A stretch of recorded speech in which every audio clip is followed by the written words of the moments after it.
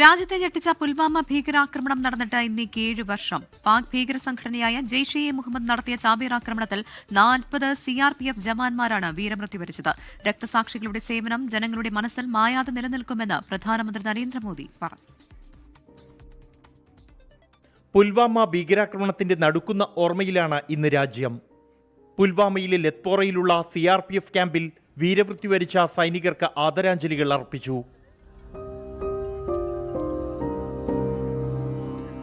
രക്തസാക്ഷികളെ അനുസ്മരിക്കുന്നതിനും അവരുടെ ത്യാഗത്തെ ആദരിക്കുന്നതിനുമായി ഇന്ന് കരിദിനമായി ആചരിക്കുകയാണ്. ആക്രമണത്തിൽ ജീവൻ ബലിയർപ്പിച്ച CRPF ജവാന്മാർക്ക് പ്രധാനമന്ത്രി നരേന്ദ്രമോദി ആദരാഞ്ജലികൾ അർപ്പിച്ചു.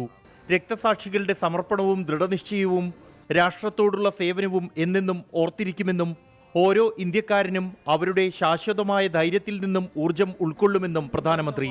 2019 ഫെബ്രുവരി 14 ജമ്മു ശ്രീനഗർ ദേശീയപാതയിൽ 2500-ലധികം സൈനികർ സഞ്ചരിച്ച 78 വാഹനങ്ങളുടെ വ്യൂഹത്തിന് നേരെ അവന്തിപ്പോരയിൽ വെച്ച് സ്ഫോടക വസ്തുക്കൾ നിറച്ച വാഹനം ഉപയോഗിച്ച് നടത്തിയ ചാവേറാക്രമണത്തിൽ 40 സൈനികരാണ് വീരമൃത്യു വരിച്ചത്.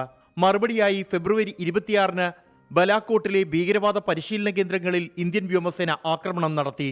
പുൽവാമ ആക്രമണത്തിന് ശേഷം ജമ്മു കശ്മീരിൽ സുരക്ഷാ ഏജൻസികൾ തമ്മിലുള്ള ഏകോപനം ശക്തമാക്കി. ആയുധങ്ങളും സംരക്ഷണ സംവിധാനങ്ങളും നവീകരിച്ചു. പുൽവാമ ഭീകരാക്രമണത്തിന്റെ വാർഷിക ദിനത്തിൽ അതീവ ജാഗ്രതയിലാണ് ജമ്മു കശ്മീർ. ലാൽ ചൌക്ക് അടക്കമുള്ള തന്ത്രപ്രധാന ഇടങ്ങളിലും വിനോദസഞ്ചാര കേന്ദ്രങ്ങളിലും സുരക്ഷാ പരിശോധനകൾ കർശനമാക്കി. 24 ഡൽഹി.